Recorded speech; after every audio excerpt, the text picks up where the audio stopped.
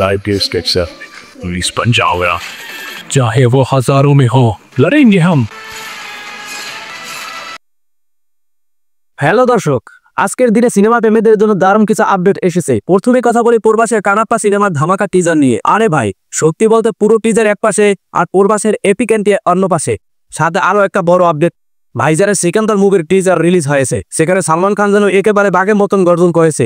তবে শোনা যাচ্ছে এটা থালাপতি সরকার সিনেমার রিমেক হতে পারে। আরো কিছু কালার মুভি থেকে অনুপ্রাণিত।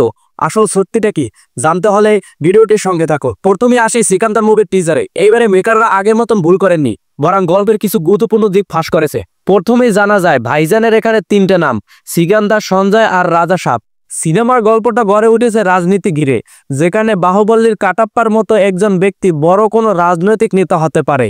এখানে দেখা যাচ্ছে তিনজন প্রধান ভিলেনের সাথে ভাইজানের মার্কেটিং অ্যাকশন। সিনেমা হলে ঢুকলেই শুধু সিটি আর হাততালি পড়বে। অ্যাকশন দৃশ্যগুলোর কথা বললে এখানে 4টা বড় হাই অকটেন সিকোয়েন্স থাকবে।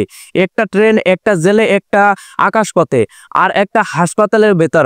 ও একটা দৃশ্য টিজারে দেখে একটু ক্রিজ মনে হলো, ভাইজানের স্টাইল আপনাকে মুগ্ধ করবেই। কিন্তু আসল প্রশ্ন, এটা কি সত্যি সরকারি সিনেমার রিমেক? কারণ গল্পের মিল অনেকটাই দেখা যাচ্ছে। প্রকৃত পরিচালক একই ব্যক্তি, AR মুরুগাদাস। তবে ধৈর্য ধরুন, ট্রেলার এলে সবকিছু পরিষ্কার হয়ে যাবে। আরে ভাই, এবার আসি কানাপ্পার সিনেমার দিকে।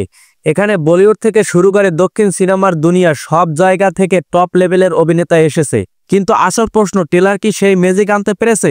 গল্পের মূল থিম গ্রাম ও উপজাতি গোষ্ঠীগুলোর ভয়ঙ্কর যুদ্ধ নিয়ে। আমাদের হিরো তিন্নারও আগাম প্রস্তুতি নিচ্ছে, কিন্তু তার বিশ্বাসের সাথে চ্যালেঞ্জ আসে যখন জানা যায় তাদের মতে মা কালীর বিপদ কাটাতে রক্ত চান। তিন্নারু এটাকে মানতে অস্বীকার করলে মা পরবর্তী মহাদেবকে জানান, যার চরিত্রে আছেন অক্ষয় কুমার। গল্পটা পুরোপুরি কানাপ্পা আর মহাদেবের সম্পর্ক নিয়ে। আর ভাই, এদিকে তো খারাপ অবস্থা। 1 মিনিট 15 সেকেন্ডের মাথায় প্রবাসের এন্ট্রির পর পুরো সিনেমা একদিকে আর প্রবাসের স্ক্রিন প্রজেক্ট অন্যদিকে। শুধু তার উপস্থিতি সিনেমার হাইপ দ্বিগুণ করে দিয়েছে। এবার জানাবো এই দুই সিনেমার ভবিষ্যৎ কি। যদিও কানাপ্পা সিনেমার VFX ও CGI 150 কোটি রুপির বাজেটে আরো ভালো সিনেমা করতে পারত।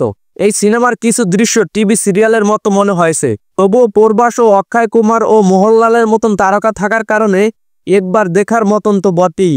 ভাই, আপনাদের মতে এই দুই সিনেমার মধ্যে কোনটা বেশি হিট হবে কমেন্টে জানাতে ভুলবেন না। আর চ্যানেল সাবস্ক্রাইব করে রাখুন নতুন আপডেট পাওয়ার জন্য।